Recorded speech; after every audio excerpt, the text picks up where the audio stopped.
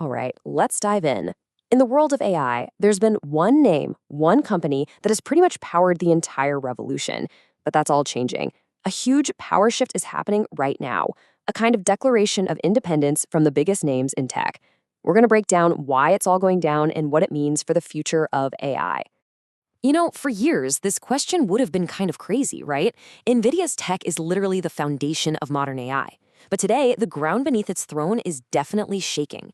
So the question isn't if its monopoly will be challenged anymore. It's really about how and when it's all going to end.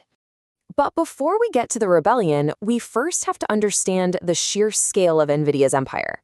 Let's take a quick look at how they got to be so incredibly dominant in the first place. Just look at that number. 90%. That is NVIDIA's mind-boggling share of the GPU-based AI chip market. We're not just talking about market leadership here. This is a near-total monopoly on the single most important piece of hardware for building AI today. So how on earth did they build this kingdom? Well, it really comes down to a brilliant 1-2 punch. First, the hardware. Their GPUs, which were originally made for video games, turned out to be amazing at doing thousands of simple things all at once. That's called parallel processing. And that's exactly what you need to train an AI. But the real genius move, that was the software. They built this platform called CUDA. Think of it like a bridge that makes it super easy for developers to use their GPUs for AI stuff. It became the global standard, and it built a massive fortress around their hardware that was basically impossible for anyone else to get through. Okay, this slide is a perfect way to get it. Think of a CPU, the traditional brain in a computer, as a genius chef. This chef can cook any complex, fancy dish you want, but they have to do it one step at a time. A GPU, on the other hand, that's like having 1,000 part-time cooks in your kitchen. They're not geniuses, but they can chop 1,000 onions or stir 1,000 pots all at the exact same time. And when you're training an AI, which is this massive repetitive job, you don't need the one genius chef. You need the army of cooks. And that's exactly why GPUs became king. But, every empire eventually faces a rebellion. And in this story, the very companies that were NVIDIA's biggest customers, we're talking Google, Amazon, Meta, they're the ones leading the charge now, building their own weapons. So what was the tipping point? This, right here. This is reason number one. It's all about the money. According to an analysis from Morgan Stanley, to build an AI system with NVIDIA's latest GPUs, it costs a jaw-dropping $852 million.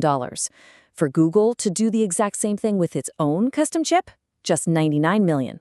I mean, when you're one of these giant companies, that's not just a little bit of savings. That's a strategic game changer. So they're fighting back with a classic business strategy. It's called vertical integration. It's a simple idea, really. Instead of paying a massive premium to an outside company for the most important part of your business, you just decide to take control and build it yourself. They're designing the exact chips they need, perfectly tuned for their own software, to take back control over their costs and, frankly, their own future. So it really all boils down to three big cracks that started to show in NVIDIA's armor. First, the cost, which we just saw is just astronomical. Second, this really dangerous dependency. I mean, having your entire AI future hanging on one single supplier, that's a huge business risk. And third, there's a shift happening in AI itself. The industry is moving from the initial training phase, which needs tons of power, to the inference phase, which is basically just running the AI for users. And for inference, you don't always need a beastly GPU. A leaner, specialized chip is often way better and a lot cheaper. And that brings us to the weapons of this war. I mean, if you're going to take on a king, you need to bring your own arsenal. For these big tech companies, that arsenal is custom-designed silicon. So let's meet the challengers. Google was one of the first with its TPU, or Tensor Processing Unit, built from the ground up for its own AI models. Then you have Amazon Web Services with their Trainium and Inferentia chips, which they claim can cut AI costs by up to 50%. And of course, Meta has its own chip, the MTIA, that powers everything from their newsfeed to their future AI products. These aren't just NVIDIA clones. They're totally new designs built for a specific purpose.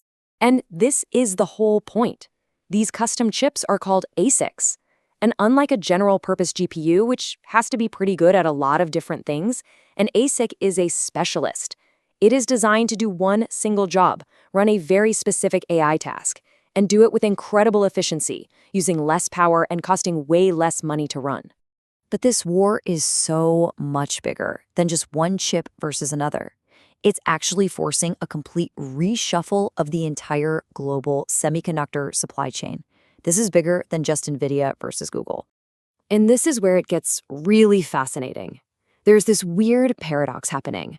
On a technical level, chips are being broken apart into these tiny little pieces called chiplets, but the very act of breaking them apart is forcing companies to work together more closely than ever before. You can't just design a chip anymore and toss it over the fence to a factory. The design, the manufacturing, the packaging, it all has to be developed together in perfect sync. This has created a whole new team dynamic in the industry.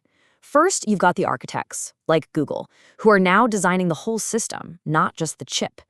Then, they work with design partners, like Broadcom, who are experts at turning that vision into an actual physical layout. And finally, you have the integrators, the huge factories like TSMC or Samsung, who not only make the silicon, but also do the advanced packaging to put all the little pieces together. It's become this incredibly collaborative dance. So, after all that, where does this leave us? Well, we are absolutely watching the end of a monarchy and the beginning of a brand new era, one that's going to be a lot more chaotic and a lot more competitive. This quote from the source material just perfectly captures it. We're entering the warring states period of AI chips. The time of a single undisputed emperor is over. Now we've got multiple powerful kingdoms: Nvidia, Google, Amazon, AMD, Meta, you name it. And they're all going to be fighting for territory and influence. Now let's be super clear. Nvidia is not going away. Their GPU performance is still the benchmark. They're still the one everyone is trying to beat.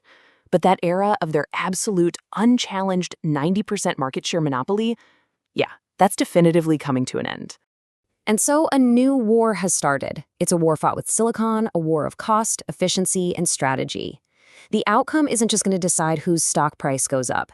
It's going to determine the cost of AI, the speed of innovation, and ultimately the very shape of the artificial intelligence that is going to define all of our futures. The only question now is, who's going to win?